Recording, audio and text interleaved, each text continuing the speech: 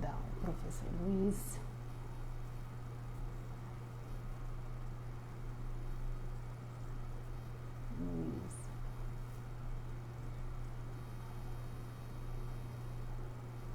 Aqui.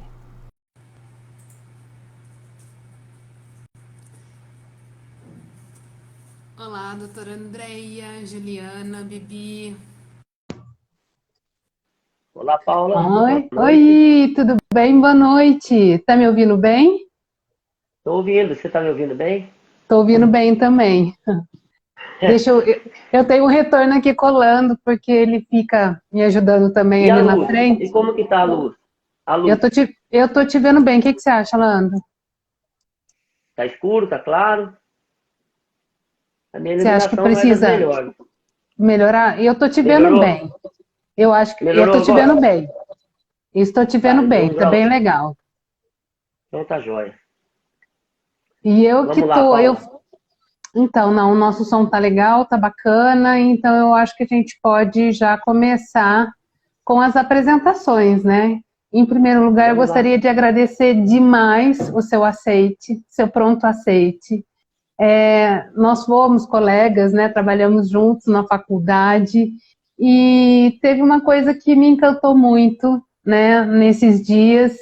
E então, em primeiro lugar, eu gostaria que você falasse do seu local de fala, da sua formação e quem é o Luiz, né? Rapidamente, agora você se apresenta para a gente poder falar um pouquinho do cenário que nós estamos e entrar nessa preciosidade aqui. Bom, boa noite a você, Paula. Obrigado pelo convite. Boa noite a todos aqueles que estão nos acompanhando aí pelo Instagram. Eu falo aqui de casa, né? Isoladão já, há bastante tempo, né? Na verdade, há um ano, né? Hoje, dia 21, já há um ano, né, que nós estamos aqui, 23, 20, dia 20 23 de fez um ano. março hoje. Então, dia 20 fez um ano, né? Que a gente está em casa nessa. E, enfim, é um enorme prazer falar com você, com as pessoas que estão nos acompanhando, falar sobre o livro, que nós vamos falar daqui a pouquinho. Né, eu sou o professor Luiz Antônio Vieira, sou nascido aqui na cidade de Limeira, sou um cidadão limeirense.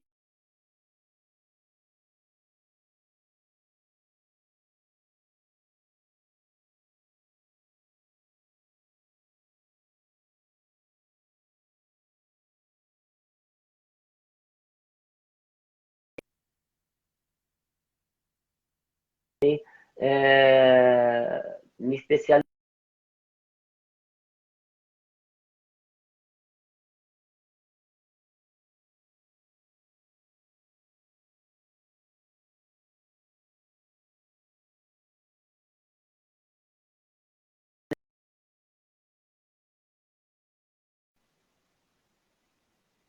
Sua formação. Você ia falar da sua formação, deu uma pausa aqui. E se cair, Luiz, na minha outra live, Eu vi que o o seu rostinho convidado ficou uma rodinha girando e eu falando, então eu falei, não saiu, eu vou falar de não novo. ouvimos. E eu ouvi, Tá. eu fiquei aqui online e você ficou congelado. Então, a sua formação, por favor.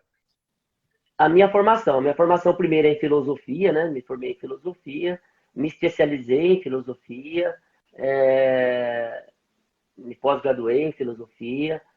Também minha formação tem formação em pedagogia, também com especialização em educação infantil, embora nunca atuei na área de educação infantil, mas me especializei nisso.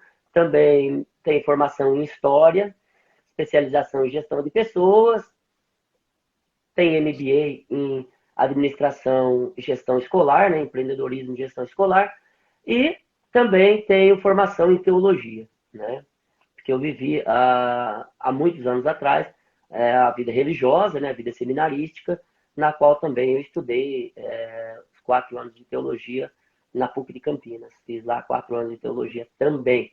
Então, a minha formação toda é na área das ciências humanas.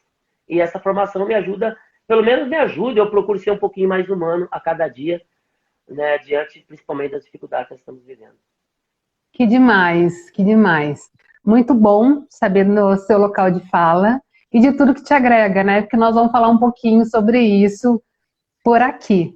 E, enfim, contextualizando um pouquinho do cenário que fez eu fazer esse convite a você, Professor Luiz, eu já falei na outra live e eu preciso repetir porque realmente é uma questão que antigamente era uma coisa longe. Há um ano atrás era uma coisa que estava na China, que de repente passou para a Europa.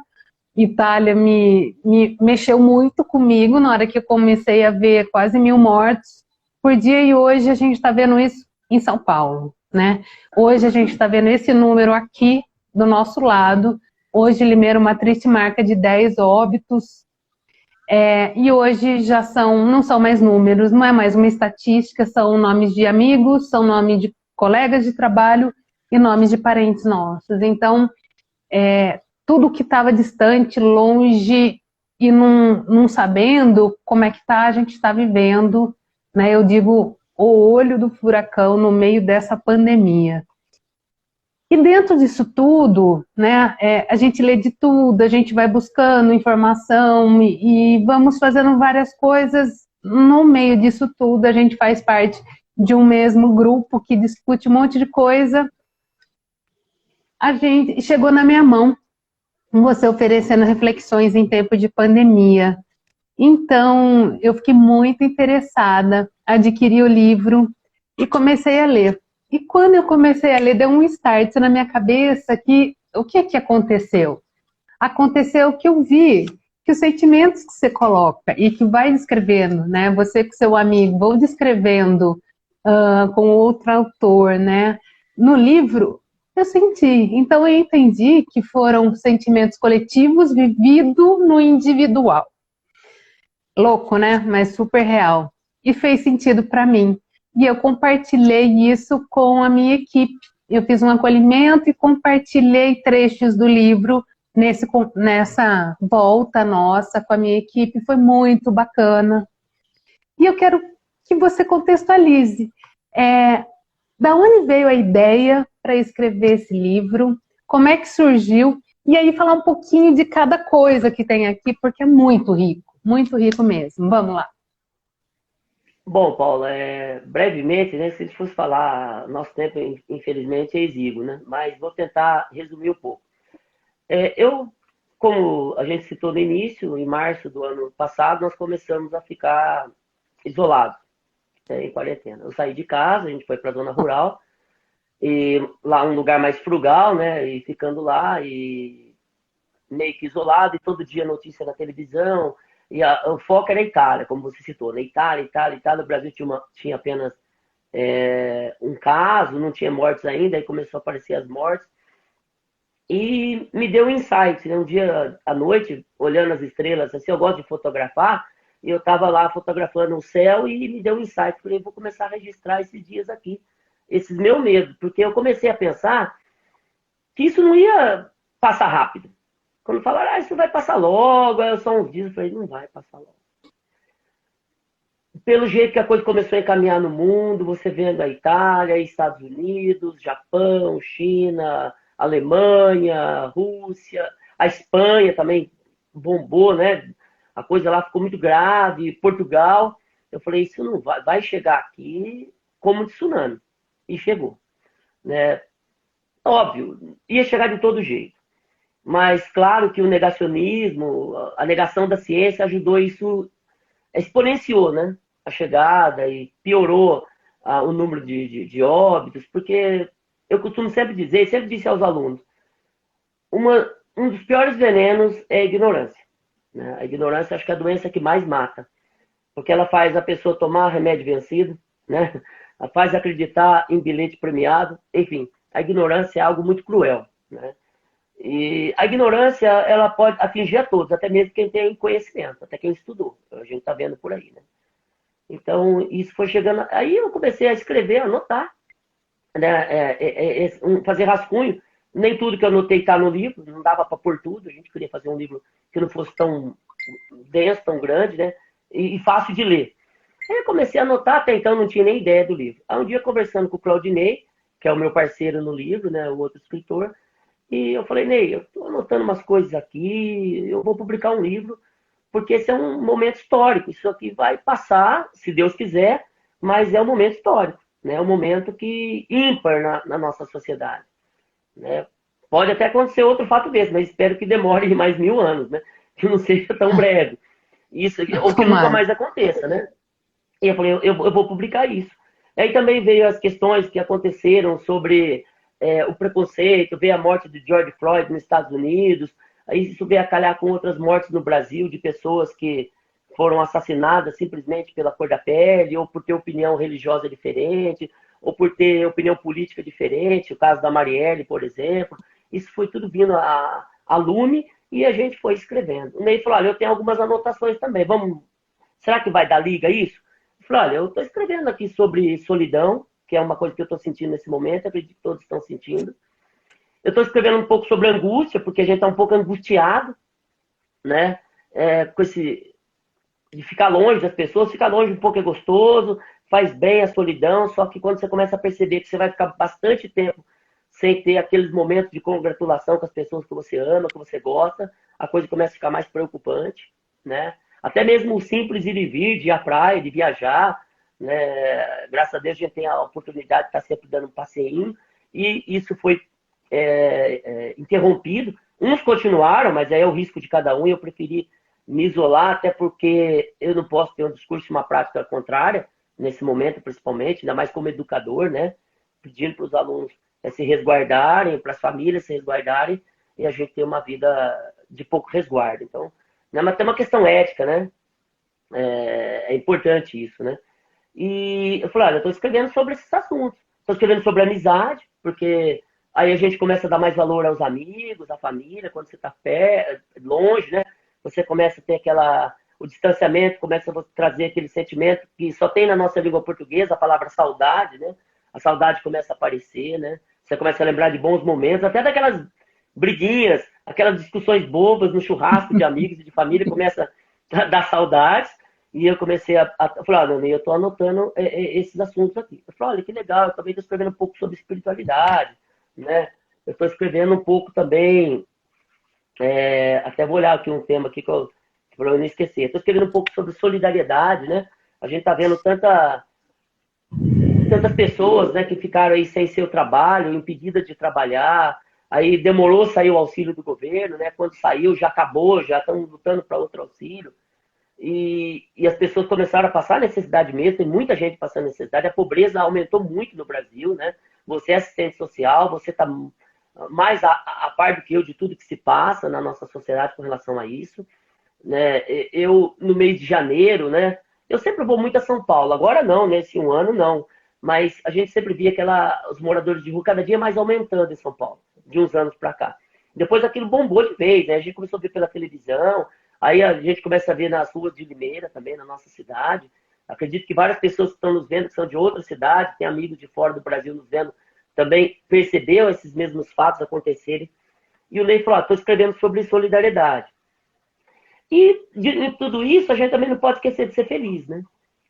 Escrever um pouco sobre a felicidade. Mas esses temas que eu disse a você, Paulo, quando eu comecei a escrever, eu comecei a pensar de que forma a filosofia pode me ajudar a entender essas coisas. E tirar um proveito disso, do medo, por exemplo, né? Isso que eu achei, desculpa te cortar, mas isso eu achei uma sacada. Porque ao mesmo tempo que eu me identifico, e assim, no começo eu não vi que eu estava em pânico, ou eu estava com medo exagerado, e eu estava, Luiz, eu estava com medo, assim, gigantesco. Uma angústia, um pânico mesmo, porque você não sabe com quem você está lutando, a quem você está sobrevivendo, como é que é do outro lado, né? E quando chegar na gente, como é que vai ser? Então, tudo isso me gerou muito medo, me gerou muita angústia. E quando eu olho você dialogando com os filósofos e trazendo essa questão, eu falei, é isso, porque é o que você diz, né? A gente está passando pela pandemia, a gente tem que manter a nossa imunidade, né, bacana, a gente tem que ter pensamentos positivos, sem aquele romantismo do positivismo exagerado, né, da questão do otimismo exagerado. Mas também quando eu comecei a ler e vi o sentido, por exemplo, do medo, que é importante a gente ter medo, que sem o medo a gente não teria freios e tudo mais. Então, quando você faz vocês dois fazem essa conversa com os filósofos, eu achei sensacional. Bom, só falar dar uma pinceladinha. Um monte de gente entrou agora na nossa live. Estamos com o professor Luiz Antônio Vieira, falando sobre Reflexões em Tempo da Pandemia, que é o livro que ele escreveu junto com o Claudinei Zaghi Pareshi, e eles fazem uma conversa das reflexões em pandemia. É um livro muito atualizado, muito atual, muito contemporâneo, e descrevendo esse cenário que a gente está vivendo até hoje. Então, por favor, Luiz, eu que vinha vindo. Você parou na hora que eu te parei, na hora que você ia entrar em relação aos filósofos e as questões dos sentimentos. Vamos lá. Eu gosto muito do estoicismo, né? Estou até preparando um livro agora sobre os estoicos, vou começar uma série aqui no Instagram de mensagens, né, sobre o estoicismo. Os estoicos, eles eram pensadores, né, que viveram na Roma Antiga, né, e um dos estoicos, depois a gente entra mais detalhe neles, mas um dos estoicos que eu gosto muito é o Sêneca e também o Epiteto, né? Marco Aurélio, a gente podia citar vários. Mas, e os históricos sempre nos chamam a atenção para esse negócio, para você estar preparado para o pior. Sêneca fala, não adianta dar um tapinha na costa da pessoa e dizer, vai lá que vai dar tudo certo. Pode não dar. Então, quando diz esse negócio, você vai ficar 15 dias em casa, vai ficar 30, eu falei, não, vai ficar mais. Até um dia comentando com um amigo no trabalho, eu falei, não vai passar. Porque a gente, veio alguma coisa em mim que dizia, não vai passar e a gente vai ter que aprender a lidar com isso. E esse medo, e essa angústia que fez muita gente, a Andréa falou, né, com você semana passada, essa angústia que fez muita gente procurar tratamento, e é importante o tratamento, quando você vê que aquilo está te atrapalhando, procurar um especialista, né, um psicólogo, um psicoterapeuta, um psiquiatra, né, aí cada um sabe o que deve procurar, ou um filósofo para se aconselhar também às vezes, e eu pensei, esse medo tem que me ajudar de alguma forma, senão eu vou desesperar. A angústia tem que me ajudar de alguma forma. E aí me veio uma ideia de um filósofo dinamarquês chamado Schopenhauer. Schopenhauer dizia, o importante não é você ver o que todo mundo vê. É você pensar diferente daquilo que todo mundo vê. Então tá todo mundo vendo a mesma coisa. Eu falei, eu tenho que pensar alguma coisa diferente disso. E eu não posso guardar para mim, porque conhecimento não se guarda. Conhecimento não é meu, ele é da humanidade. E eu pensei, vamos colocar isso num livro, e isso vai chegar a muito mais pessoas. E fazer um livro que ficasse barato. Né? Então a gente tinha que ter um livro com custo pequeno, para que as pessoas pudessem acessar esse material, né? Tanto no formato eletrônico, do e-book, como no formato físico. E graças a Deus eu acho que a gente atingiu um pouco dos nossos objetivos. Conversamos com Platão, né? No medo, aproveitei para conversar um pouco com Platão, com Sócrates, com Aristóteles. Né? Esses camaradas ajudou a pensar sobre amizade, sobre solidariedade, sobre angústia, sobre alegria, né? Porque também a gente precisa ser um pouco alegre. E como dizia o filósofo Epicuro, né? Que é um outro pensador, um hedonista, né? O filósofo do prazer, Epicuro vai dizer 3 coisas são fundamentais para uma vida feliz. E uma delas é a amizade. É uma vida bem analisada. Eu acho que aquilo que Platão já dizia, né? Uma vida não pensada não vale a pena ser vivida. Então, uma vida bem analisada, pensar o momento, né? O lugar onde eu estou, né? Em que lugar eu estou agora. Ter autonomia, ser autônomo, ou seja, livre, né? Sem cabrestos, né? A ciência nos faz livres, e isso é muito importante. E ter amigos, que eu acho que a amizade é algo fundamental, né? Epicuro já lembrou disso no século IV, antes da Era Comum, né? Ou antes de Cristo, e nós hoje, aqui em pleno século XXI, precisou de uma pandemia, para alguns, e até mesmo nós, darmos mais valor às nossas amizades. O quão elas são importantes. E o contraditório, né? A gente vive numa época que as pessoas não podem pensar diferente, que já... Pessoa diferente é comunista. Né? Pessoa diferente quer dizer, você defendeu a liberdade, a gente está vivendo momentos de polaridade incrível, politicamente, historicamente, né? Então tudo tá. Se você não pensa como determinadas pessoas, você é de um determinado partido, né? E é isso que você está trazendo. Exatamente. Só fazer um pouquinho de comentário, professor Luiz, um monte de gente dando boa noite, gente, obrigada por estarem participando conosco. Boa noite, muito obrigado. Eu estou vendo os nominhos aqui, mas não tem jeito. Não dá para a gente parar, porque... não dá para eu parar para digitar aqui. Se fosse no computador, talvez daria. Eu estou pelo celular, então não sei nem como faz. Não vou nem arriscar. A Cecília Schultz está colocando uma grande educadora, né? Ela é artista, também canta, toca, que é uma graça. Ela está colocando que conhecimento não é meu, é da humanidade.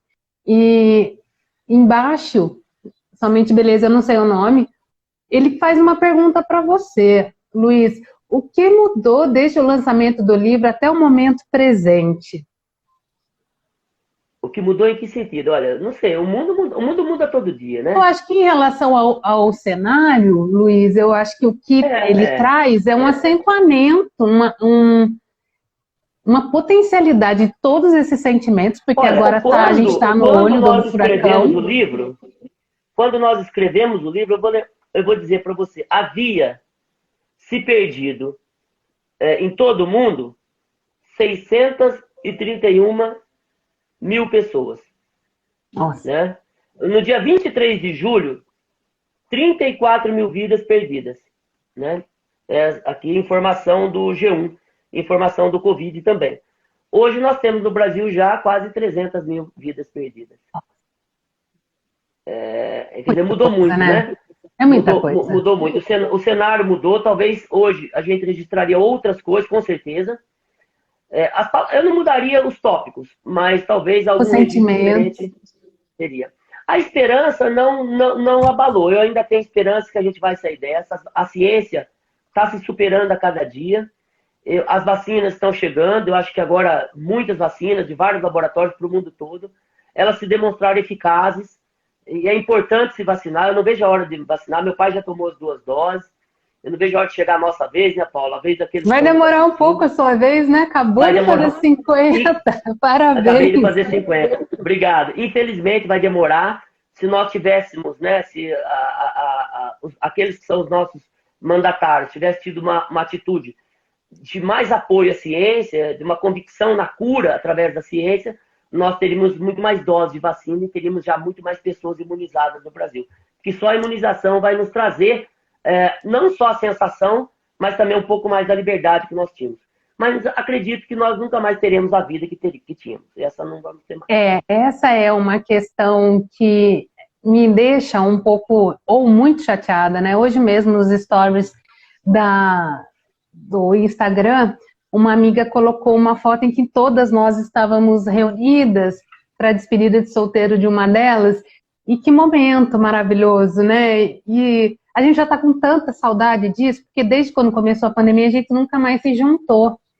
Nós tivemos um momento de pseudo-flexibilização, né? Foi bem próximo às eleições, eu lembro, que os números estavam em queda e as coisas começaram a abrir, a fluir. Então, nesse momento, a gente tem essa pseudo-liberdade muito relativa, né, mesmo, porque a gente tinha que ter os cuidados, estar usando máscara, né, frequentar os locais sem aglomeração e tudo mais, e de repente você vê tudo isso disparando e começando, né, tudo de novo de uma forma bem, bem forte, bem acentuada.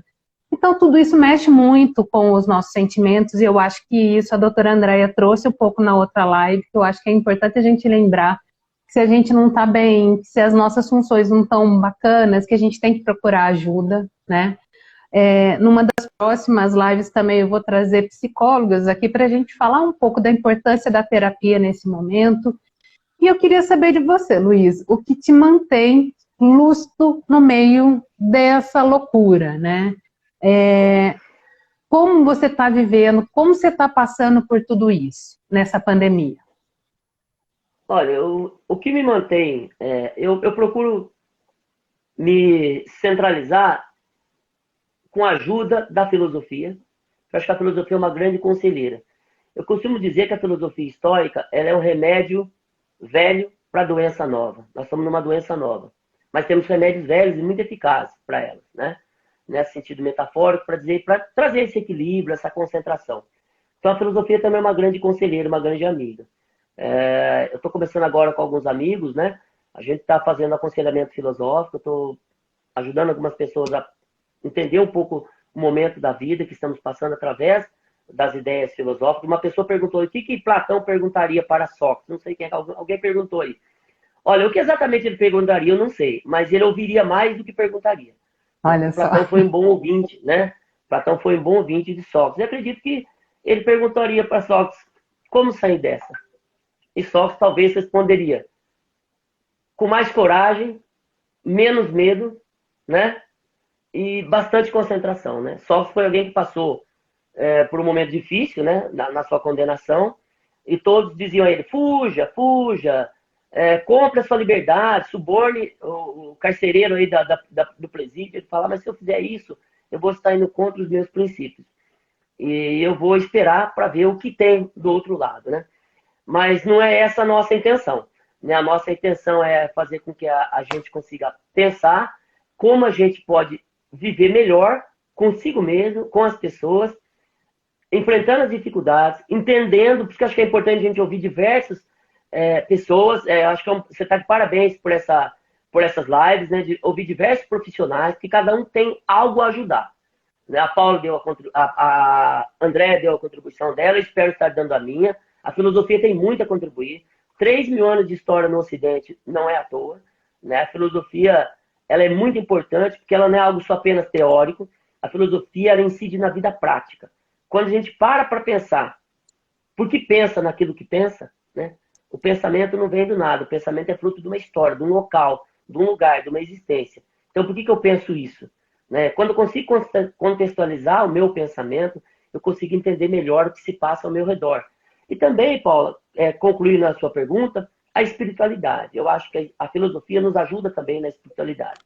Né? Muitos vão dizer, mas o filósofo não acredita nisso, não acredita naquilo. Tem filósofo para todos os gostos e desgostos. Né? Eu gosto muito de Nietzsche, mas discordo dele em algumas coisas. Eu prefiro, com a minha espiritualidade, também me manter com os pés firmes no chão. Porque quantos dias, eu acho que não só em mim, mas em você, e todos que estão nos vendo, deu vontade de falar, eu vou chutar tudo isso pro alto, vou sair pra rua, vou tomar um chopp com meus amigos, se pegar, pegou. Alguns fizeram, pagaram para ver, e às vezes pagaram até com a própria vida. Sua ou a vida de alguém próximo. Então a gente tem que ter o discernimento. Agora não dá. A gente tem que aprender a hora de recuar. Agora é a hora de recuar. Acho que retroceder é se fortalecer para quando isso tudo passar, né? Quando eu disse que eu penso que não voltará mais a ser como era antes, porque nós não seremos mais as mesmas pessoas.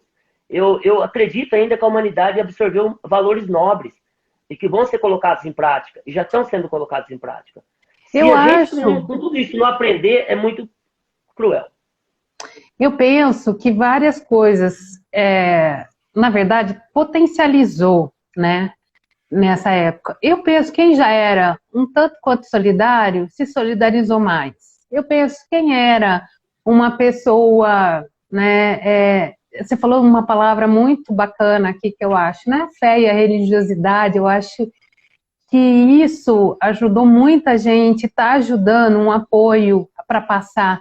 Uma pessoa trouxe para nós aqui, que passou muito rápido, subiu, mas o tanto que ela está vivendo o tamanho da ansiedade que ela está sentindo no momento, né?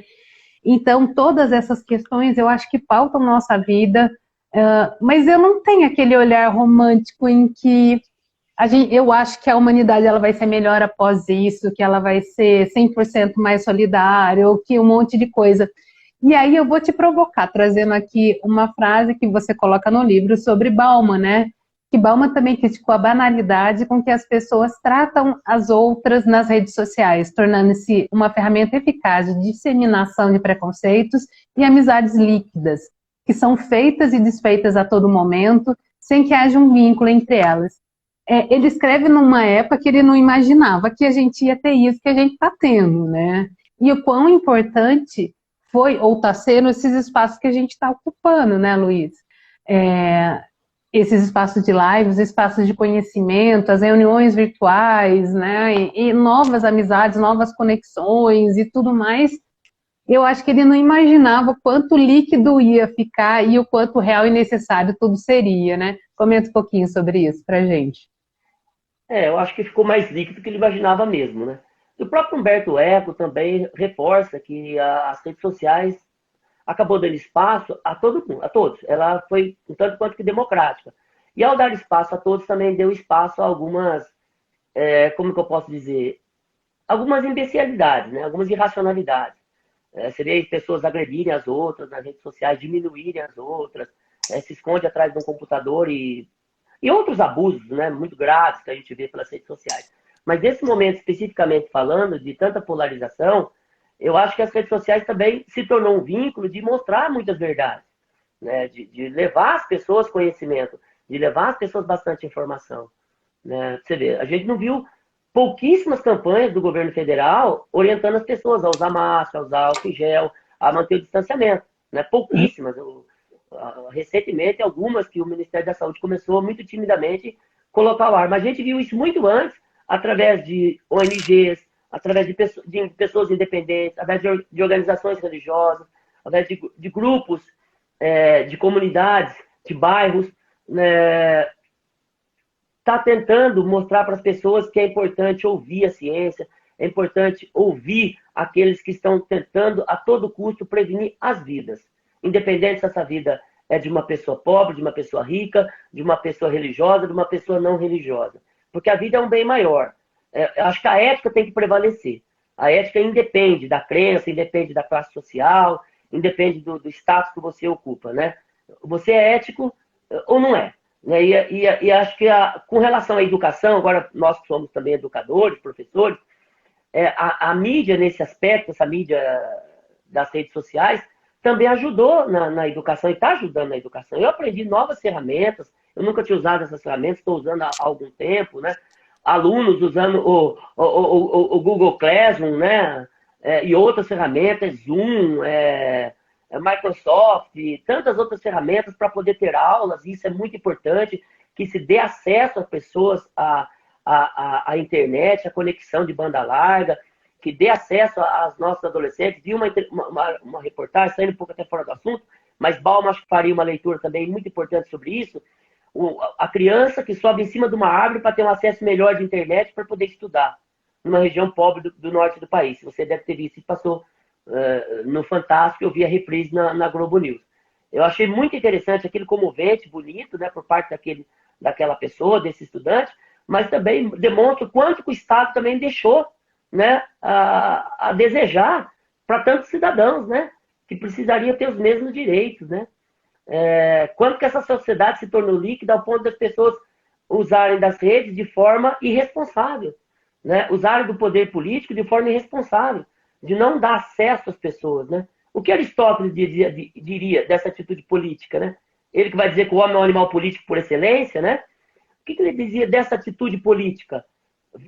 Aristóteles tinha uma visão mais romântica da política, né? A ciência de fazer o bem, o ato de fazer o bem. Eu acredito ainda que seja isso, mas um bem coletivo, né?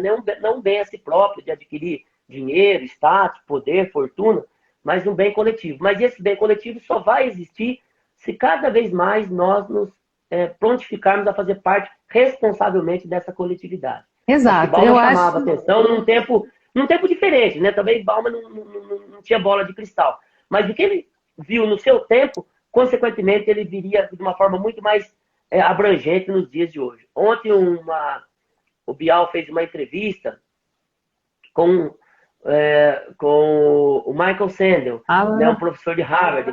Eu até tenho um livro dele que eu li há um tempo atrás, do Sandel, o que é fazer a coisa certa? O que é justiça final?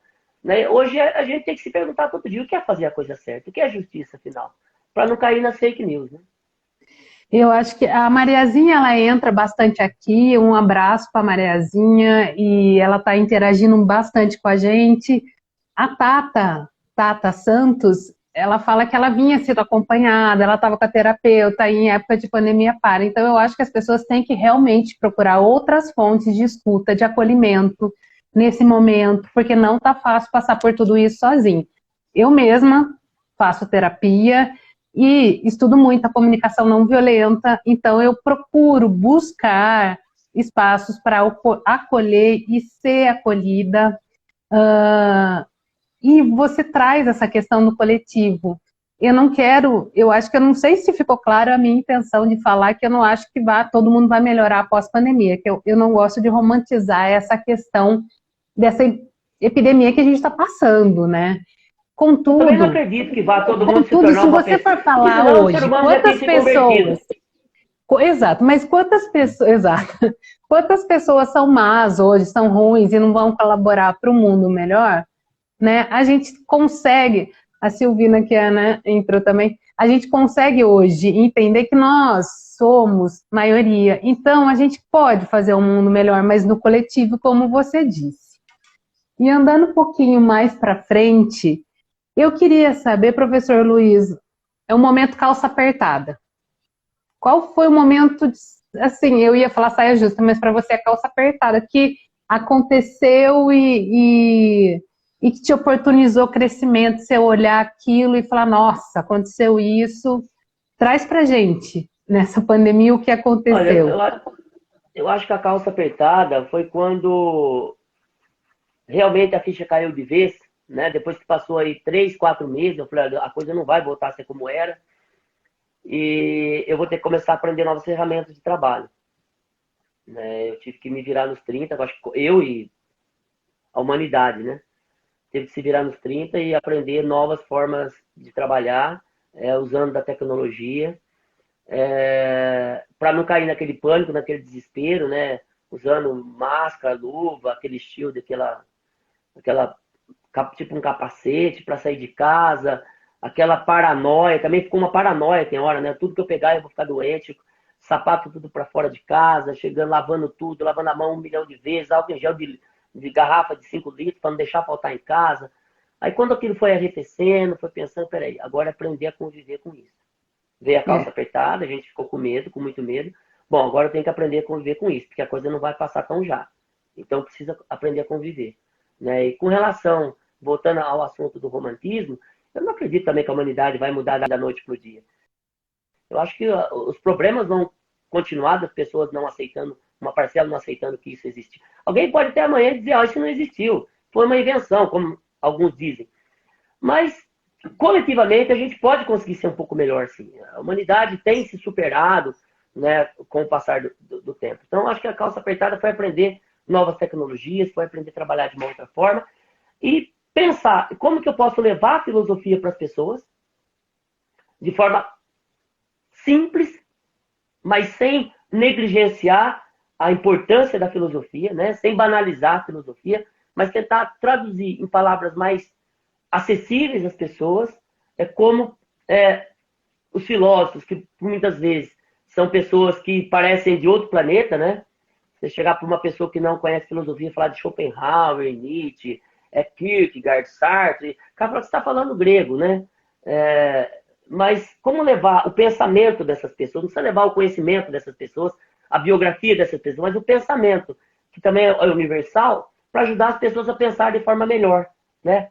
Como diz o Mário Sérgio Cortella, pensar bem faz bem. Então eu preciso aprender a pensar bem, né? Usar melhor dessa capacidade que eu tenho, que nos diferencia dos outros animais, né? Não basta ser bípede e ter polegar opositor, também preciso ter racionalidade, usar bem a minha razão, né? Então eu acho que foi Perfeito. a calça apertou e levar para as pessoas, por isso a gente fez o livro. E quem está passando por alguma dificuldade, não que o livro é uma cura, é uma panaceia, é um remédio, mas o livro, como eu coloco no início do livro, você se permite, Paula? Eu coloco Opa, aqui na epígrafe do livro um pensamento que eu gosto muito, né? Eu coloco bem aqui no início, deixa eu, na epígrafe do livro, um pensamento do Olavo Bilac, né? O Olavo Bilac vai dizer o seguinte, é um poeta que meu pai gosta bastante, meu pai é poeta, então eu falei, eu vou prestigiar um poeta na epígrafe. E esse pensamento eu sempre gostei. Ele vai dizer o seguinte, os livros não matam a fome, né? Não suprimem a miséria, não acabam com as desigualdades e com as injustiças do mundo, mas consolam as almas e nos fazem sonhar. Então, que a gente possa, através do livro, sonhar bons sonhos, que a gente possa, através do livro, encontrar uma consolação na filosofia. Michel Proust, né, escreveu um livro na França chamado Consolações Filosóficas. E também Sêneca já falou sobre as consolações. Então, que possa encontrar uma consolação no livro. Que possa encontrar nesse nosso livro um parceiro, um amigo, que vai ajudar a pensar esse momento que estamos vivendo. Né? Isso não diz que a gente não precisa de um terapeuta, não precisa de uma ajuda de um outro tipo de profissional, mas o Sem livro também dúvida. traz uma grande auxílio, é um grande auxiliador. Luiz, e fala pra gente, oportunidade em meio ao caos, desenvolveu alguma habilidade nova? A habilidade nova foi aprender a usar essas novas tecnologias, né? Eu desenvolvi essa habilidade e tendo competências nela agora, né? No começo foi difícil, né? É, desenvolver essas habilidades, mas hoje, falar a verdade, eu fiquei craque em algumas, né? Novas habilidades. E aperfeiçoei outras que eu tinha deixado de lado. Tem Que algumas que bom. a gente Como? deixou de lado. Como o quê? Cozinhar. Cozinhar Ah, que todo dia, legal. né? Porque eu gosto de cozinhar. Tem que cozinhar só fim de semana, tem dia que você não queria fazer. Então agora a gente acaba cozinhando quase todo dia, fazendo uma coisinha nova. Então acho que são coisas. Os afazeres domésticos também nos ajudam bastante, viu? Eles são cansativos, eles nunca acabam, mas é a vida. E passei, Paula, a pensar um pouco mais no minimalismo, né? Uma filosofia mais minimalista, pensar numa vida mais Bacana. minimalista. Porque você ficando Uhum. bastante tempo dentro de casa, você começa a perceber que você precisa de pouca coisa. E quando a gente olha os nossos armários e vê tanta gente passando necessidade do básico, a gente começa a sentir até uma certa vergonha, né? Não vamos nos culpar, né? A gente começa a pensar um pouco mais na solidariedade também, ser um pouco mais minimalista, no sentido de a gente pode viver melhor com menos. E bem, né? Eu estou Sim, destralhando bastante coisa, que é um termo que uso, os minimalistas usam, é destralhar.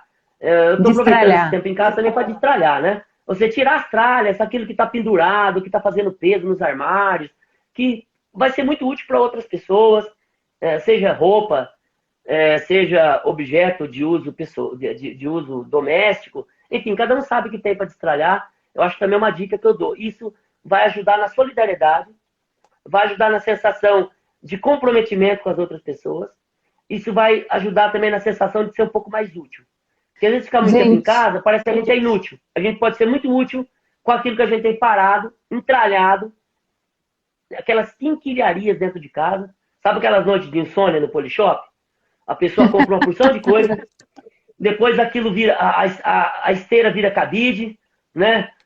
uhum. Enfim, aquele monte de coisa fica nos armários. Então aquilo pode ser útil para a vida de muitas outras pessoas. E é pro Olha, bolso, né? Se a pessoa está dando uma graninha, ela vai vender também. eu gostei muito do filosofia minimalista. Eu também reparei que aqui em casa, até minha filha, né, que eu lavo e ela dobra.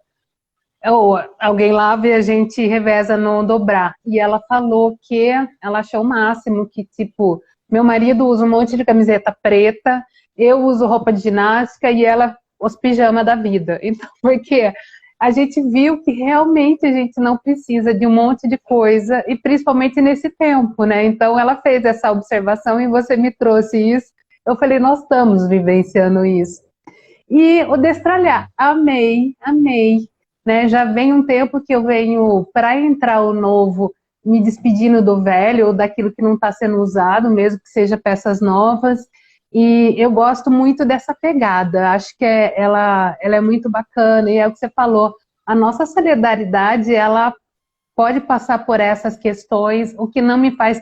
Eu faço caminhada mesmo para ajudar na saúde mental, e eu passei numa rua que na frente tinha roupas para ele, roupas para ela, tudo dobradinho para doação. Eu achei aquilo muito bacana, assim como eu já vi já varal de lanche, né? Pessoas dando cestas e entre outras questões que aí o ser humano também está pensando no outro, né? Agora, a gente, eu ficaria aqui conversando mais uma hora inteirinha com você, né? Mas a gente está aproximando mais da parte em que a gente vai falar de tudo um pouco do professor Luiz, do Luiz. Você por você, Luiz, quem é? Olha, eu sou uma pessoa que é esperançosa. Eu acredito que amanhã pode ser melhor, né? Não sou totalmente poético, mas como eu sou do signo de peixes, diz que todo pisciano acredita que amanhã vai ser melhor, né? Um pouco sonhador. Então eu sou um pouco sonhador nesse aspecto. E também eu tenho em mim, como vida mesmo, a gente precisa ser muito criterioso ao pensar nas pessoas, ao se referir às pessoas, e também a solidariedade. Eu acho que isso é uma coisa que eu aprendi com a minha mãe, né, meus familiares, minha família toda. Minha mãe é, ela era uma pessoa assim muito, muito solidária e muito minimalista. E ficando em casa esse tempo, falando, eu comecei a me ver também que isso está em mim e eu não tinha percebido. Eu preciso, então, Ah, agora, que legal. nesse novo ciclo de vida, viver um pouco mais. O mínimo. O mínimo é fundamental, né? A gente vê quanto que a gente precisa de pouco. A gente precisa de Muito bastante bom. conhecimento e de muita saúde. Do resto, a gente não precisa de tanto, não. Só que eu queria saber uma frase favorita sua. Será que tem uma? Deve ter um monte, né? Mas a mais. Uma frase que eu uso bastante é uma frase do Aristóteles. A educação tem raízes amargas, mas seus frutos são doces. Eu acho que é difícil a gente estudar, é difícil a gente aprender, é difícil a gente acreditar nas ciências às vezes. Porque elas, principalmente uma pessoa religiosa, né? A filosofia, a ciência, ela nos agride muitas vezes. Mas quando a gente tem coragem, aquela raiz amarga vai dar um fruto maravilhoso, que é o conhecimento. Ai, que O lindo. conhecimento liberta. Adorei. Ah, eu também acho. Sou apaixonada pela educação. Acho que não é à toa que eu tô nessa área, né? Mas eu sou apaixonada pela educação. Também acho que a educação ela liberta. O conhecimento liberta. E falo mais, é o que você faz com o que você sabe, que é onde você deixa o seu legado, né? Porque não adianta saber tudo e não fazer nada, nem passar para frente, né? Pessoal, desculpa não poder aí agradecer. Sempre passa alguém, coraçãozinho. Mas depois vocês mandam um e-mail, escreve no Instagram. Eu tenho o prazer de responder individualmente a cada um de vocês. Se precisar de alguma dica de leitura relacionada à filosofia, também estou à disposição. Eu tô O em casa. Bardini está falando que vocês são parentes, né? Você foi parte da esposa dele. A Gi Godoy, que é uma educadora nossa aqui, a Silvinha Pisa, entre outras pessoas aqui, ó, eu adoro aprender, aula, tecnologia, um monte de gente está falando um monte de coisa, é o que você falou, a gente não vai conseguir. O Wilson, abraço, a Gi, amiga de trabalho, a Gi já liquidou, está aposentada, né? Mas uma professora maravilhosa de educação artística, acima de tudo um ser humano muito solidário. Maravilhoso. É uma pessoa assim que... E tantos outros estão aí, até é bom nem falar que você vai deixar muita gente de fora. Vai deixar a gente de fora, vamos lá. O seu passatempo, qual é? Olha, eu tô com bastante tempo, né? A gente tá em casa agora por esses dias, mas o meu hobby, não sei se seria hobby que você está perguntando, é fotografia. Eu gosto de fotografar. Tem até aqui, ó. Essa é minha caixa predileta. Eu gosto. Que demais! Né? Não sabia. Pode até falar nisso, né? A filosofia da caixa preta, né? Você sabe que tem um filósofo ucraniano, ele trabalhou na USP, depois morreu bestamente num acidente de carro na Ucrânia, novamente, chamado Velen Flusen. Foi o primeiro homem a escrever sobre filosofia e fotografia no século XX. E ele tem um livro chamado A Filosofia da Caixa Preta. Quem sabe um dia a gente pode falar sobre ela, é bem bacana. E eu tenho uma frase minha, né? Eu coloquei, até tem uma foto que eu uso de uma saída num quadro que eu fiz. Com um clique, você pode eternizar um momento. Eu acho que a foto nos dá liberdade. Eu gosto. É um hobby. Eu gosto. Professor, eu fiz um curso online também de foto. Eu amo foto. Não sou profissional, hein? Eu sou lambi-lambi. Eu sou amador. Nem eu. Tem um amigo aí, o Márcio Lambares, lá da USP, ele tá aí. O Márcio, ele fez um livro esses dias, um fotozine sobre Cuba, ficou maravilhoso. O Márcio é um exímio fotógrafo, maravilhoso. Ele é engenheiro agrônomo, mas é um grande fotógrafo. Olha só, eu acho que é um olhar sensível, né? Eu adoro foto. Minha mãe, ela acabou nos encantando culturalmente historicamente em relação a fotos. Cada um teve uma foto. Lá nós somos em 5, né? Em casa nós somos em 5 irmãos. E cada um teve o seu álbum com a primeira foto do nascimento até a foto do casamento, que foi quando ela entrega para nós o álbum, cada foto comentada, com data, com local, com realização. Então, formatura, festas, datas, né? Dia das Mães, Dia dos Pais, encontros de família, tudo registrado. Então, assim, nós de casa, eu posso falar os 5, nós somos loucos por fotos, porque nós aprendemos que foto é uma forma de eternizar momento. E a gente lembra, falando entre a gente lembra da roupa que a gente estava ali, a gente lembra do clima da festa, do jeito que foi. Então, você pode ver em particular, nós 5, nós gostamos muito de fotos, e é essa herança, e é um legado realmente da minha mãe, né? Que aniversariou E o celular, Paula, ele ajudou também a democratizar a foto. Não precisa ter uma máquina, comprar máquina assim não para tirar foto. Acho que o celular você faz foto Exato. maravilhosa. Fotografia é olhar, né? É olhar. Então E cada você um tira sabe, foto com aquilo que tem. Não precisa comprar máquina cara, nada disso. Quem tem, tem. Quem não tem, não é obrigado a ter. no Celular você curso faz. de foto, exatamente, eles falaram isso, não é a máquina que faz a fotografia, é o olhar da pessoa, né? É um pouco de noção lá da regra dos 3/3, e aí eles dão uma noçãozinha e tal, e foi muito bacana, que eu já fiz uma vez presencial e essa foi online, e eu gostei bastante também. Curso livre, sem pagar nada, que está aí para a internet, que é uma outra boa coisa que a gente pode E tem fazer. bastante. Você sabe onde tem um curso livre de foto bacana? Na Fundação Bradesco tem, e se eu não me engano, na FGV. É gratuito, pode entrar lá procurar. Não sei se eles ainda têm, de graça. Tem até uma apostilinha, é bacaninha. Que Falta legal, que luz, dica né? Se tiver luz, boa. não tem foto. Falta Falta luz. luz. Falta luz. Filme favorito. Olha, é difícil falar, é muito filme, mas eu tenho dois filmes que eu gosto muito. Um filme brasileiro, Olga, né, da Olga Prestes, relata, né, a vida dela. Eu acho que é um filme muito bacana, acho que foi uma revolução no cinema brasileiro esse filme. No cinema brasileiro do século XX, na minha opinião, né, não sou cineasta nem crítico de cinema, mas é um filme que eu gostei bastante. Não só pelas fotografias, mas pela imagem, mas pela história, né? Não só pela fotografia, mas pela história. Eu acho que relata um Brasil importante, um momento importante do Brasil e do mundo. E um outro filme, agora eu vou romantizar, um filme que eu gosto, e um dia um senhor me deu um abraço tão apertado, uma pessoa que eu nunca tinha visto, isso ficou comigo, e eu guardo isso até hoje, há muitos anos, Os Girassóis da Rússia, né? Eu estava assistindo esse filme, eu e minha esposa, a gente estava assistindo o filme, e de repente uma pessoa, um senhor sozinho, ele tinha ficado viúvo há pouco tempo, ele olhou para mim e falou, moça, eu posso te dar um abraço? Ele pode. Ele me deu um abraço e eu assisti novamente o filme. É um filme russo antigo, né? Mostra a Rússia no início, a Rússia comunista, né? O fim dos czares, enfim. Mas é um filme que eu gosto bastante, acho que vale a pena assistir. Para quem gosta de coisa cult, né? Os Girassóis da Rússia. Já está Podia citar anotado tantos outros, aqui. mas é antigo, Esse esse é coisa do segundo aqui, baú. ó, já anotei que eu vou dar uma olhada nele. E livro, um livro. Ah, livro tem bastante. O meu, né? Esse mais recente aqui. A Reflexões do tempo de Silvia Pisa pandemia. perguntou como adquirir. Fala para mim, fala para as pessoas como adquirir ele.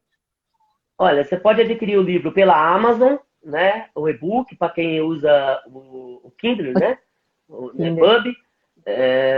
Ou você pode também adquirir comigo, né? No formato mais simples, também no PDF, para poder ler em qualquer smartphone ou qualquer celular. Só me mandar um recadinho no Instagram, eu explico melhor os canais de vendas direitinho e os preços para as pessoas, tá? Agradeço Legal. aí o interesse. Ah, então, um livro. Olha, eu posso dizer para você uma dica de leitura que nós estamos falando, que tem a ver com o nosso tempo. Eu vou até indicar aqui, né, eu acho que é um livro bacana para ler agora, no tempo, para quem gosta de coisa ligada à religião, à teologia, à filosofia, esse livro aqui, O Evangelho segundo a Filosofia, eu acho que é um livro super bacana de ler, né? O Esse livro Evangelho, o quê? O Evangelho segundo a Filosofia, dá para ver aí? Que legal. Deu, agora Né? deu. Do Aurélio Schumer e do Michael Sandel, esse professor, esse filósofo lá de Harvard, que é Justiça. O que é fazer a coisa certa? Não é um livro novo, mas um livro muito atual pelo momento que nós estamos vivendo, inclusive quando a gente fala aí de fake news. Né? Então, eu acho que eu não tenho o livro de cabeceira, podia falar Pequeno Príncipe, podia falar coisa mais romântica, livro de poesia do Olavo Bilac, mas vamos ficar nesses daí que acho que tem mais a ver com o nosso tempo. Que demais, muito bom. E uma mania? Você tem mania? Oi? Mania, você tem alguma mania? Ah, várias, né? Eu costumo dizer que todo mundo tem um pouco de esquisitice, né? Todo mundo é um pouco Todo esquisito. mundo. Uns são em demasia, daí já dá um pouco medo. Mas eu tenho várias manias, nossa, eu nem sei falar tantas que eu tenho. Mania de levantar para ver se está tudo fechado, ir no carro 2 vezes para ver se fechou. Uns toques assim. Quase Ninguém é toque. perfeito, né? Ninguém é Exato. perfeito. E um amor? Amor para você? Ah, o amor é a vida, né? Eu acho que o amor é a coisa mais importante da vida, né? Acho que quando a gente ama uma mulher, quando a gente ama a família, quando a gente ama as pessoas que estão conosco, é muito importante. Se você ama um homem, independente de você ser homem ou mulher, se você ama uma mulher, independente de você ser mulher ou homem, o amor acho que é o que move as pessoas. E esse amor tem que ser um amor também pela humanidade, né? Porque um amor que só ama uma pessoa é um amor muito egoísta, né? Acho que a gente tem que amar também, transcender esse amor à humanidade. Porque se eu quero bem a pessoa que está comigo, eu tenho que querer bem a humanidade, porque senão aquela pessoa não vai estar bem nesse mundo cruel. O mundo tem que ser mais humano, mais afável, mais amoroso. Eu acho que o amor é muito importante. Minha mãe, né, é uma pessoa assim que já nos deixou há 2 anos, mas é um exemplo de amor que eu nunca esqueço. Minha mãe, acho que ele nunca deve esquecer dela, né? É Independente de onde ela isso, esteja. é isso. Mãe, É isso que eu estava falando, a minha também. Ela foi há 3 anos e a gente sempre lembra com muito carinho, né? Porque realmente deixa esse exemplo de amor aí para nós. Professor Luiz, eu queria agradecer assim demais. Nosso tempo já está bem no limite, mas o seu aceite, esse bate-papo foi muito gostoso, foi leve, foi agregador, né? Eu consegui me ver em várias fases do que você citou aí, né? Aprender termos novos. Então, agradecer de coração.